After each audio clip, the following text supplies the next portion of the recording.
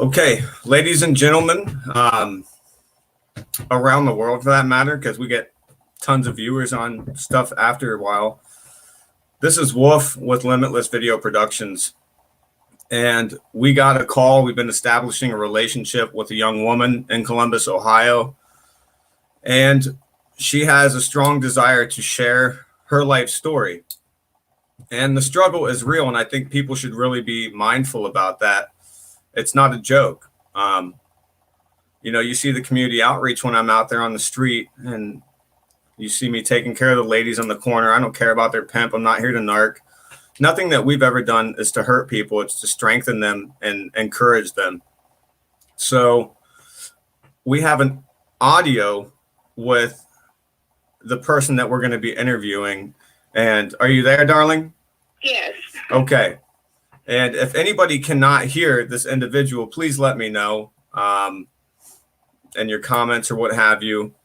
But we're doing our best, and we're just going to pioneer through this. And she's going to talk about her life with drugs, her life with prostitution, and police, and how she's been policed in her own community. She's also a mother. She's going to talk about just being a mother, for that matter, and what's going on in her life. So this is something different with Limitless, but we're here to create ripple effects of change and share other people's story and give them the ability to share their own story. And in the midst of that, hope to deliver others from their limited way of thinking. So that's what Limitless truly is in a nutshell. There is no limit when we come together. So, darling, I want to thank you for reaching out to Limitless today. Okay. Thank you. And first off, I love you very much. I love you too. And it's crazy because I don't even know you, but I do. Yeah. Well, life is interconnected like that, right? That's right. So, you grew up in the west side of Columbus, Ohio. Yes, the Hilltop. The Hilltop, where I live, right? Yeah. And you're around my age. You're 39 years old, right? Yes, I am. Just tell us a little bit about yourself. Let's see. I grew up in an alcoholic home, single mother, basically raised by my grandparents. They were also alcoholic. Father left when I was, newborn. He was also an addict, alcoholic, just kind of ran rampant in my family. It seemed like I kind of skipped childhood. It was taken from me at an early age due to people who I trusted, grown men, molestation, drugs, alcohol, just a world full of chaos. You feel like you were born into chaos. Yeah, definitely. Still am. So you use that word, and you said that also you feel like your childhood was robbed from you. Yeah, because I feel like an innocent child, but I guess I was led to believe that it was the way I approached the guy because of the way I was eating an ice cream or candy bar or popsicle, whatever, that I was misleading. I was adults on a grown man. Right. And this started before you were even a teenager, right? Exactly. What I do know is at the age of 11 that my earliest memories I can actually remember. Yeah. Wholeheartedly. So, and this was someone close to you. Was it a friend or a relative? It started out as a friend of the family, and then a relative followed right behind. It's devastating. Well,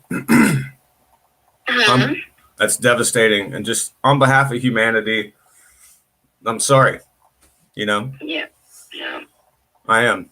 My heart's broken to hear that.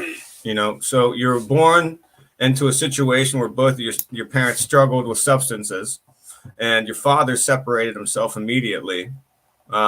you felt like your childhood was completely stripped of you, and you're sexually abused starting at the age of 11 to your conscious memory, correct? Yes. And what transpired after the sexual abuse in your life? I don't know. It's just like I became very promiscuous, rebellious, angry. I know it wasn't no time soon either. During, I know shortly after, I turned to alcohol and drugs quickly. And it was shortly lived marijuana, and then quickly progressed to cocaine. So, snorting cocaine, smoking, shooting cocaine at the age of 14. I was in a detention home down there in downtown for prostitution before I was even at the age of 18, you know. And they just didn't know what to do with me. You said what downtown? The detention home, which would be DH downtown for kids, unruly children, like a jail for kids. Right. So, which is across the street from our jail, you know, the county jail. Right. You know, so it seems right after the sexual abuse happened, more hopelessness and led to promiscuous living, and then that led to just ways for you trying to fill the gap and trying to fill the void of the pain. Exactly.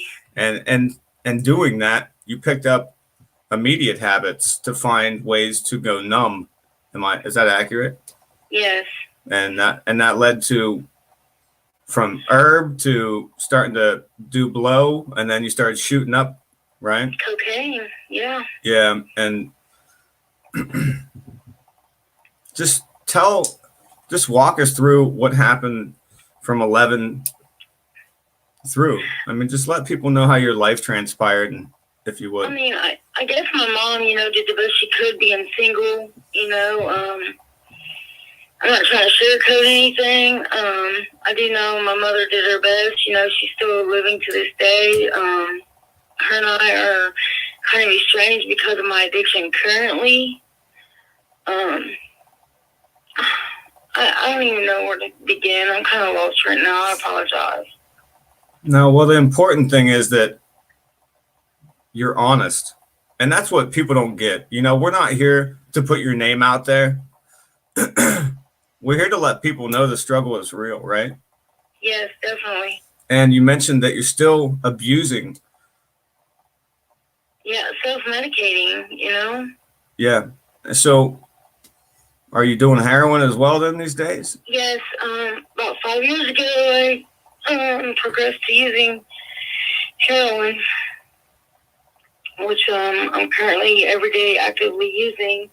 And I'm not using, I'm sleeping or sick, and looking for my next one. I do, however, have two beautiful children who have suffered from this due to my actions and my own selfishness, which I never thought that I would follow along in the same footsteps, but I have, if not worse. I have an 11-year-old little boy who resides with my brother and his wife, and is gracefully taken care of, and I'm forever grateful for them. And then my daughter, she's 7, and she's with her dad, and which, again, God has blessed me with a wonderful kid's father. Yeah. You know, and I do. I'm forever in constant fear of them, you know, going down the same path as I have.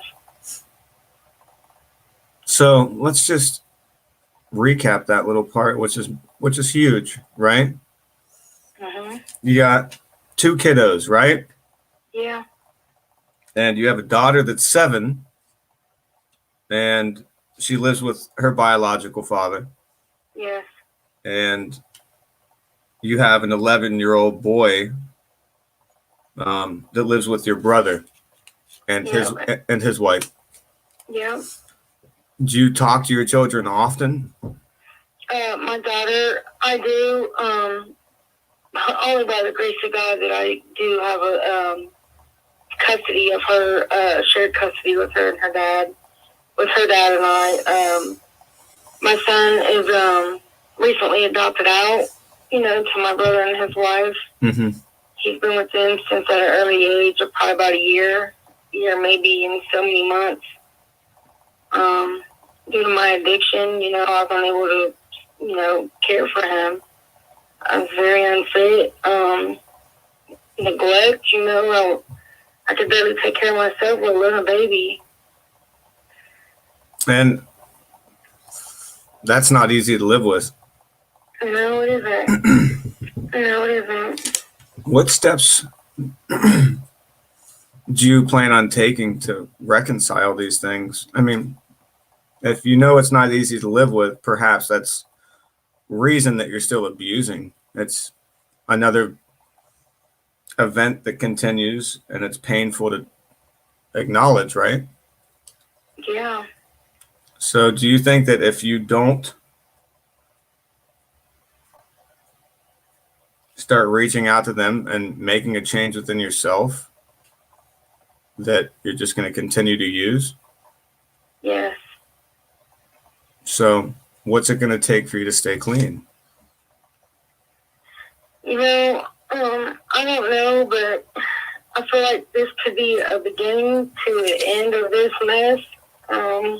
Just reaching out to you. Sure. Because, I could be doing countless other things as of chasing the drug as I wanted to several hours ago. I just used. You just used several hours ago. Yeah. And for whatever reason, I reached back out to you and, to I don't know. I just feel like there's something more for me, something more for my kids, something more for my future. I don't know what it is yet. Well, there's definitely something more. There's definitely something more because you're settling for less. You're right. And that's something that you have to focus on. I mean, you have your babies that are just dying to be with their mommy, I would imagine, You have a 7-year-old and a 11-year-old. Mm-hmm. And do they ever get to see each other? Yes.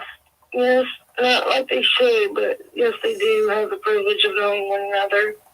And they love each other very much. Yeah. So let's just go over some of the things that you shared, okay? Yeah. That you felt like since kind of the day you were born, you're stripped of a childhood, not having a solid foundation with your parents. Your pops kind of took off because he had his own substance issues. Your mother always struggled with, it seems like, some of the same. Is that accurate? Yes. And then that there's sexual abuse that took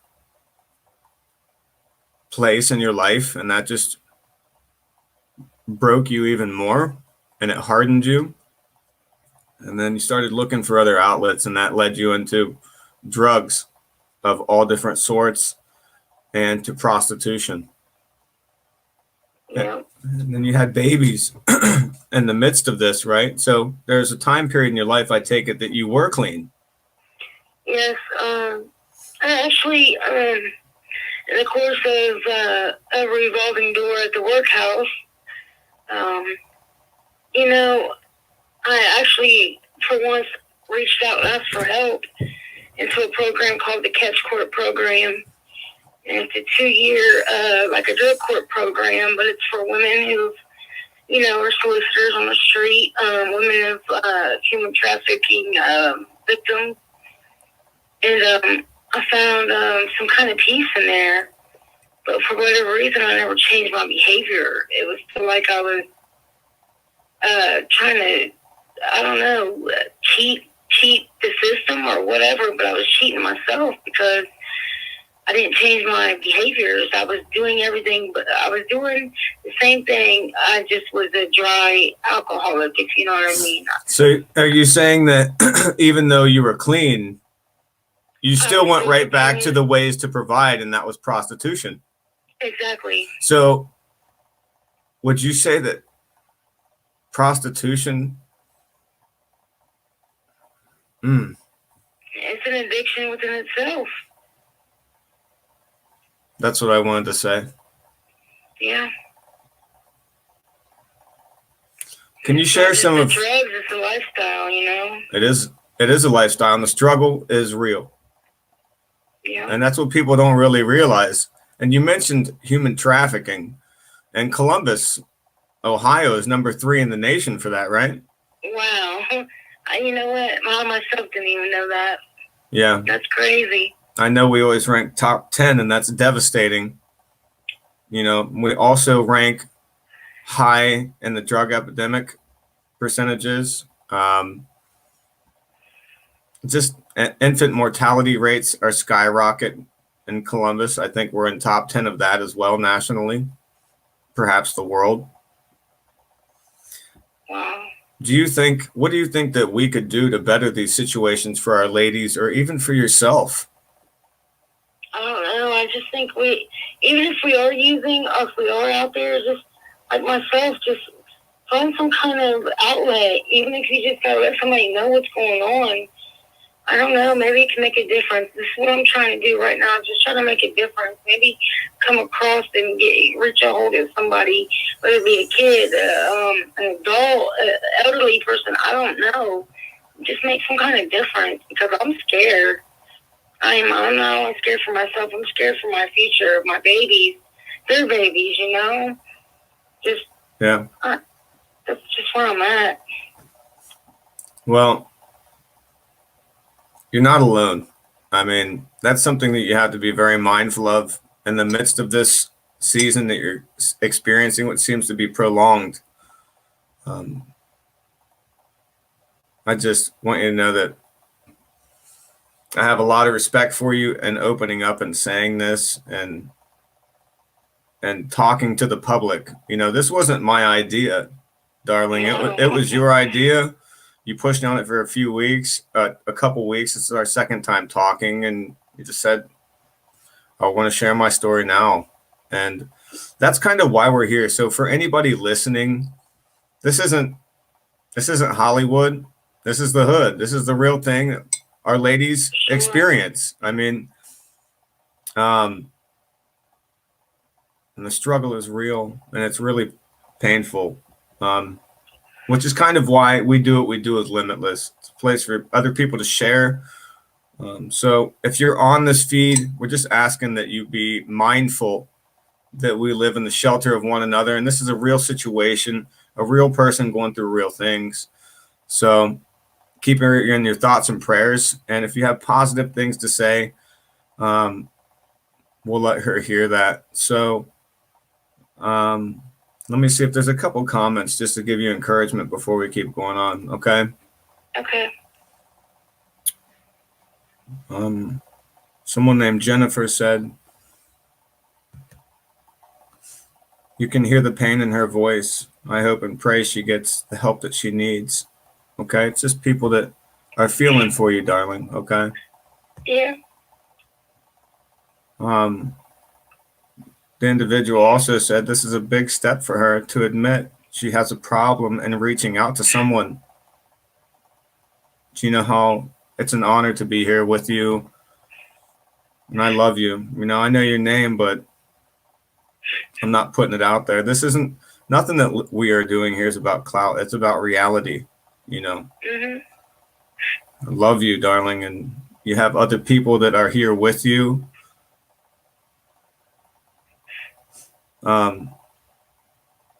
You know, someone also said, God bless her. Yeah. There's hope. Okay, so yes, there is. There is hope. Another individual just said it takes a lot of pride to admit to addictions. Prayers and blessings to you. Okay? Thank you so much. There are people, I want you to know that it's important to them that you know you're not alone. So we'll get you in with the wolf pack and make sure that people are loving on you how you need it, that you have people to reach out to. But there's a lot of girls experiencing this type of stuff in our community. Columbus is struggling, right? Kids. There's kids going through this. There's babies. Yes. What would you say to other kids that are just starting to dabble and maybe get on the wrong path? What would you say to these ladies or the kids, you know, please? I don't know. It's not too late to turn back to grab a hold of your family members who love you or friends. Just that one person who you gravitate to. Just let them know what's going on before you get to be 39 years old and lose your kids or, lose hope, because I still haven't lost hope at 39. Just, it's never too late. It's never too late. Don't give up. It's a powerful message. It's never too late. Don't ever give up. How do you intend to break the addiction of prostitution? Right now, I feel like I'm starting to break the chain because I'm just letting it be known and admitting to it, because I've always known there was an addiction. I've always admitted to that, but I've never wholeheartedly came out and said that I had a problem with prostitution or promiscuity, so that's a big step for me right now. Yeah. Well, it is a huge step. And in fact, you got someone, Crystal wants you to know to straighten your crown, Queen. Said best wishes to you. And just to let you know, there's other people relating. Someone else, Sarah Russell, said, "You got this, girl." All exclamations to you. Okay, never give up. Start right now. For your change to come. So for people just tuning in with the encouragement for this lady right now, this young woman, we live in the shelter of one another. Love you all very much. I know that this is something awkward. That's not something that we're really willing to face that's taking place in our own neighborhood. But right now, we have ladies where we live, right? Yeah. I mean, down every street. Exactly. We have needles in every alley on the floor. Yeah. And we're getting shots every night. That's right. Is this the truth? Yeah. Definitely. This is where we live. And I got 4 babies and a beautiful wife. And I can only imagine how you want to put your life right back together. But right now is a time for change, because if tomorrow doesn't arrive, now is all that we have. That's right. And I just ask the community to send you warm thoughts and prayers. We'll have your information. Our city has gone through a lot of. I want to go into some of your experiences on the streets, okay? Mm-hmm. And I know that's crazy and it's difficult. So I just thank you for being so courageous, because it truly takes courage to encourage other people. And people don't understand that. Like, it really takes courage to be honest and encourage other people. It's not a weakness. It takes courage to keep your head up in the midst of all adversity. Think about it this way. When you see a mommy duck and her ducklings walking across the street, the mommy's leading the way, right? Yeah. I mean, it takes courage to get out there and be in the forefront, in the vanguard. So I love you. Thank you. I love you as well. Yeah, your courage is encouraging me, because everybody's struggling. Everybody's going through something, and there's no such thing as a perfect person, right? That's right. It's not rocket science. But coming back to your experiences on the street, as a lady on the streets, okay? I understand that we have the police.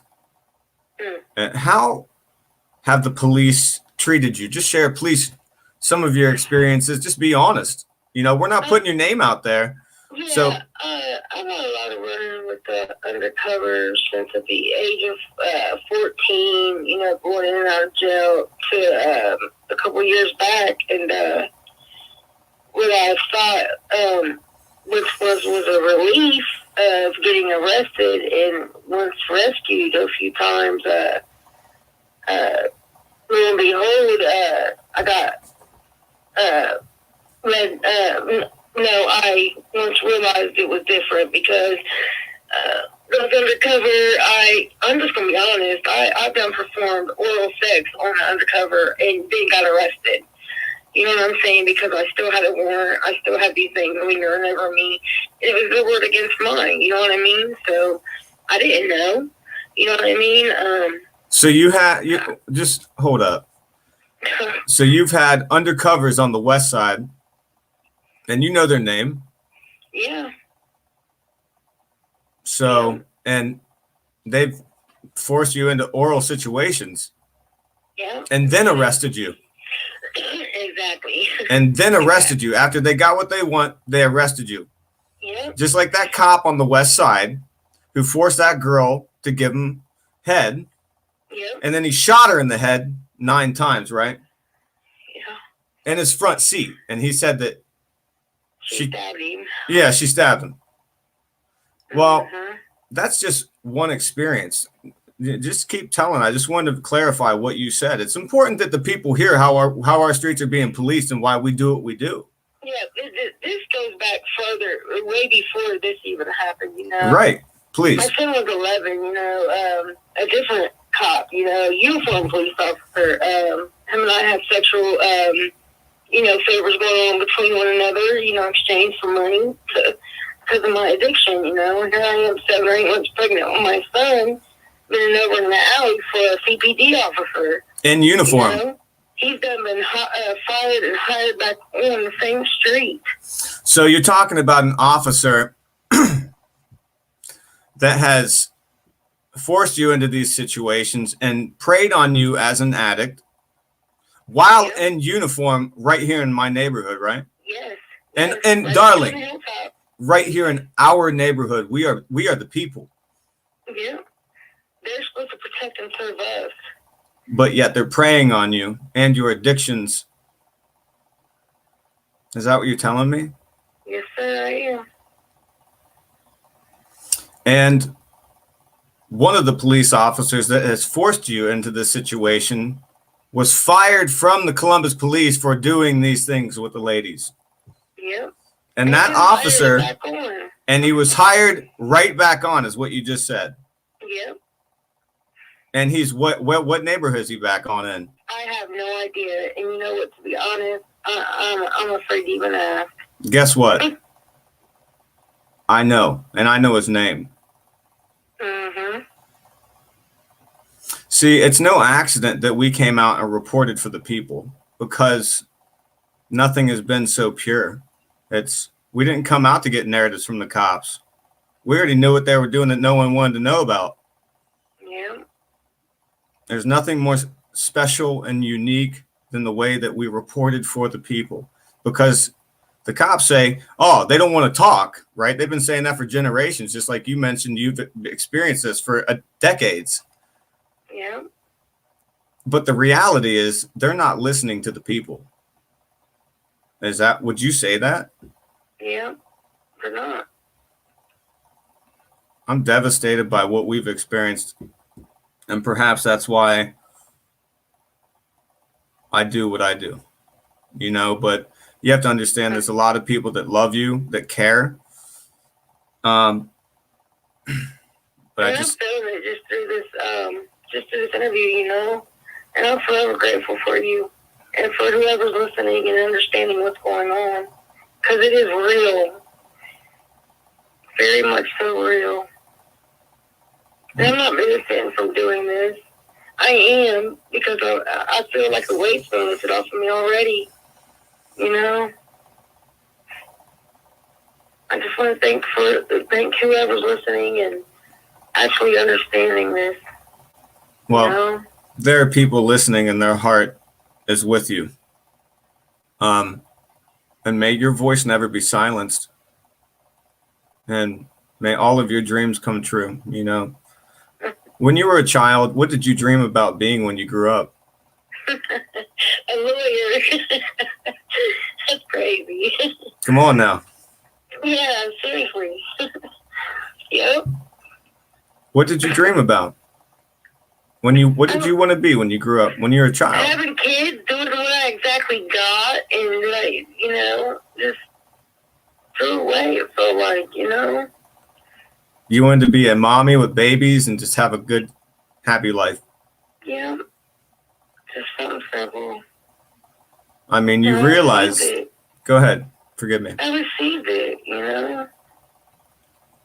You did receive it. Now you got to go claim it. Exactly. Thank you for saying it like that. You know, the battle's already been won. Wars are already been fought and won in your life for you. You just need to claim the victory in your life. You know? And my heart's with you. I'm devastated by how you've been preyed on your entire life.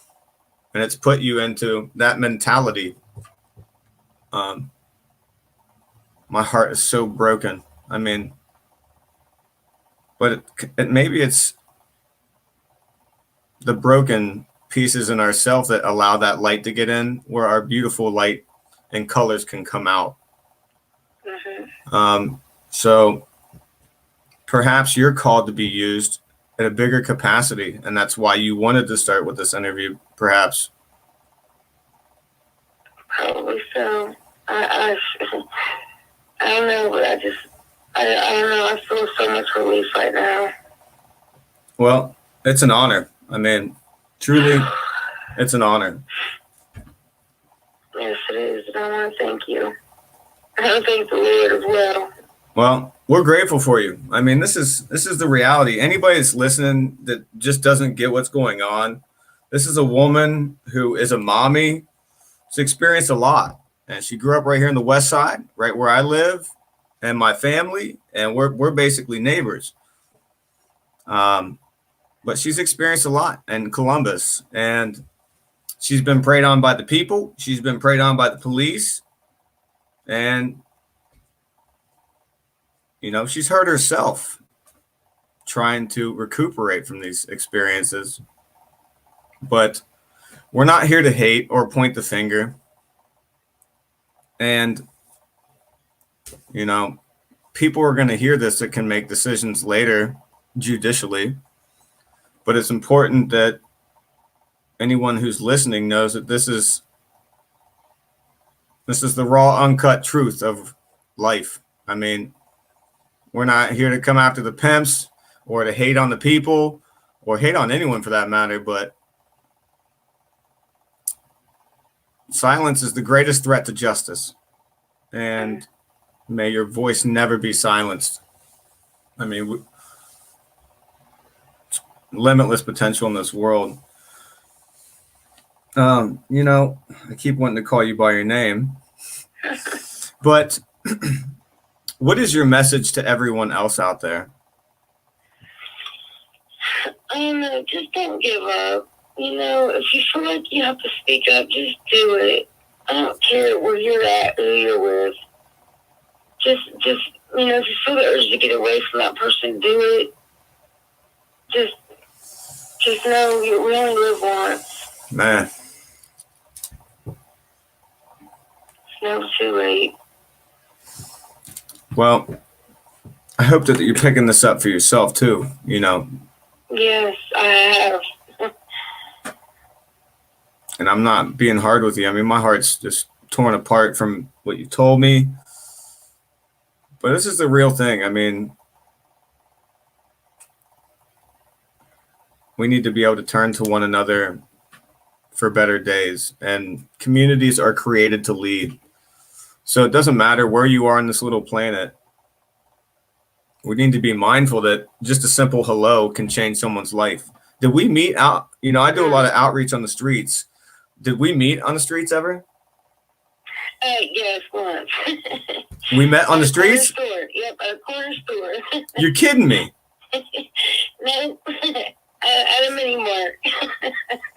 I had to ask. Yeah, I was just like, are you this? He was like, yeah. I hope I said never heard of the dude, you know? I mean, No, that's awesome. Well, yeah, I'm there to just love people without inquiring. I mean, it truly takes courage. Just like you calling in and talking about these things in your life and the things that you're experiencing. I mean, my God, it's just, it's heartbreaking, you know? Yeah. Yeah. But it goes on daily, unfortunately. Yeah.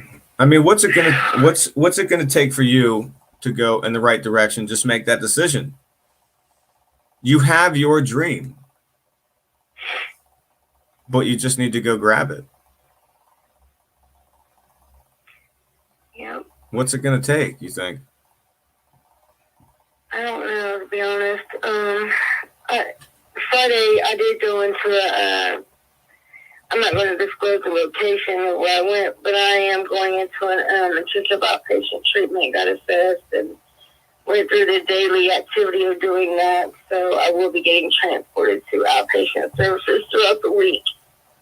That's great. So you're already in the midst of making these decisions and actions. Boom. No judge, no jury, no nobody like that. No warrant or anything like that is in place. So it's not because you're forced judicially. No, for once, no. I'm just tired of being sick and tired. You're tired of being sick and tired. Mm-hmm. That's well put. I think a lot of people can relate to that statement. I know I sure can. You know, when it comes to living, what do you consider living a limitless life? What would that mean to you? Man, I don't know. I couldn't even tell you. Right now, I think I'm with the limitless life. Huh? You know, and not the best aspect, but I think I went through this all for a reason. Yeah. I believe everything happens for a reason. No doubt. But that doesn't mean I have to continue living in misery, or my kids have to continue not knowing who I am. I don't know. So perhaps I can answer this for you.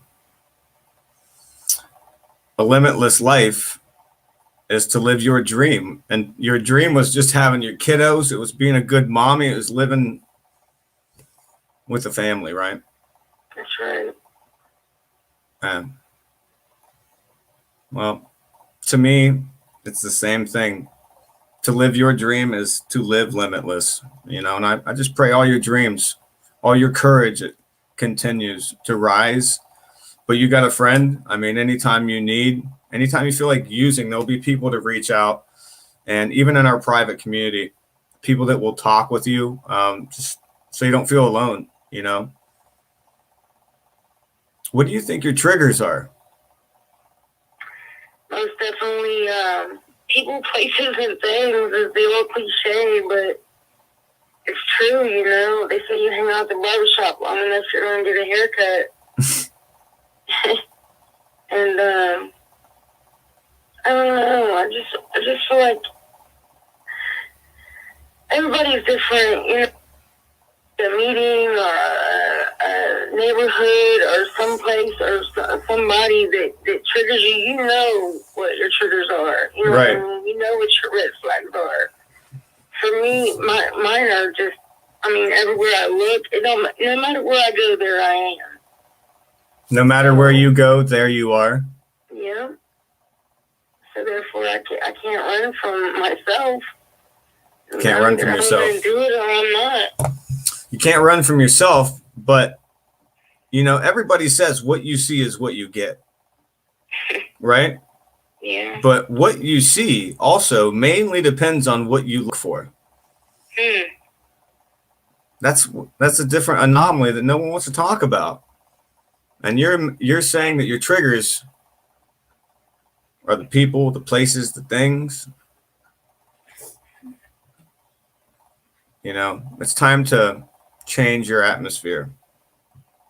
You know, it's time to change your thinking and keep moving forward, you know. That's right. Thank you. Your babies are waiting on you. They are. Look, so you're about 3 hours clean, right? Yep. You plan on using this when we get off this phone? No, I do not. I plan on laying my neck right here in this bed where I'm at. Word. Well, that's a good sign. That's a great sign. It is. So there are people listening. So just this is something wildly different. It's someone wanted to share their story. They didn't have a problem sharing their face or name. But nothing that we do is here to embarrass other people. You know, I got people hating on me all over the place. Say, Wolf does this, does that. Guess what? What Wolf does isn't about Wolf. So who cares about that, dude? What we've created here is about it's other people and what we can achieve together. And I hope that everybody understands that the struggle is real in this life and we need encouragement. We need to be there for one another without inquiring if they're worthy. All my Westies out there probably need to be mindful that they're going to pass this lady on the corner. That's how real the struggle is, my friends. So you're talking to one of your friends. You're listening to one of your friends. It could be your family member. It could be your mommy, your daughter. But this is a real situation, and it's not sugarcoated in any way. And we're not going to apologize about it either because it's the truth. She shared her experiences with the police. She shared her experiences with the streets, how she's been preyed on even as a child. So I hope that you just honestly have an awakening of encouragement, because your dream, even as a child, hasn't changed from your dream today, right? Yeah, exactly. And Picasso said a creative child is an adult who survived. So I'm happy to say, you know, the odds are good for you. So stay creative, you know, stay optimistic. But if you see trouble, run. Right. You know, strengthen your faith and go after your family. I mean, go after your dreams with relentless resiliency. Just rise and stand. But if there's anybody else that chimes in later that wants to reach out to this individual through the Wolf Pack or wherever we are, Wolf Pack is a private community for all different things. And it's called Limitless Community Wolf Pack. Either way, this is one of our ladies from the street, just sharing limitless thinking and honesty. So I'm just trying to wrap my head around the reality of our conversation, hon. I just want to thank you. No. I'm going to sleep very well tonight. You gonna sleep good? Yes, I am. Thank you. Man, I might not sleep at all now. Aww. No, honestly, we're supposed to be a sponge for one another, and I love you. So this is someone put this up for you. Your name's Sarah again, okay? She said there's so much for support for her out here, just waiting for you to welcome you in with open arms. So you automatically got family from the Wolf Pack. She's clutch. So to anybody that, you know, was on the stream, just want to thank you for having an open mind, for not having cruel comments, and just being mature about something very devastating that people don't want to talk about. Drugs, prostitution, pain. We just need to be mindful that there's more wisdom in the valley than there is at the mountaintop, and that we need each other in this life. The way of life is supposed to be free and beautiful. So I love you, hon. Any other words you want to say, anybody, before we get out of here?